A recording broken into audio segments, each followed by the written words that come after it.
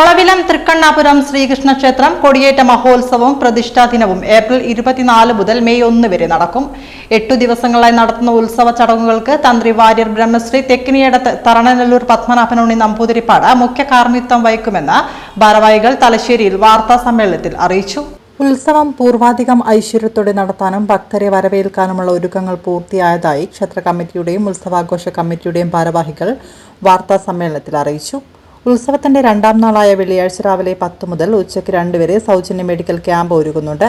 ഭക്തരുടെ നിസ്സീമമായ സഹായ സഹകരണത്തോടെ ചെമ്പുപാകി നവീകരിച്ച ശ്രീകോവിലും നമസ്കാര മണ്ഡപവും ശനിയാഴ്ച ദേവന് സമർപ്പിക്കും. മെയ് 1 വ്യാഴാഴ്ച പ്രതിഷ്ഠാ ദിനാചരണം കൊണ്ടാടും. 25 വർഷത്തെ ശ്രീ തൃക്കണ്ണാപുരം ശ്രീകൃഷ്ണ ക്ഷേത്ര തിരുവുത്സവവും പ്രതിഷ്ഠാ ദിനവും ഏപ്രിൽ 24 മുതൽ മെയ് 1 വരെ നടക്കുകയാണ്. ക്ഷേത്ര തന്ത്രി വാര്യർ ബ്രഹ്മശ്രീ തെക്കിനിയടത്ത് തറണനെല്ലൂർ പത്മനാഭൻ ഉണ്ണി നമ്പൂതിരിപ്പാടിൻ്റെ ഉപദേശ നിർദ്ദേശപ്രകാരമാണ് എല്ലാ പരിപാടികളും നടന്നു വരുന്നത്.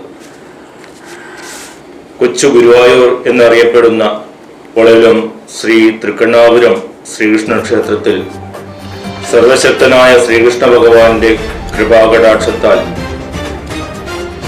സുമനസ്സുകളായ ഭക്തജനങ്ങളുടെ അകമഴിഞ്ഞ സഹായ സഹകരണങ്ങൾ കൊണ്ട് നിരവധി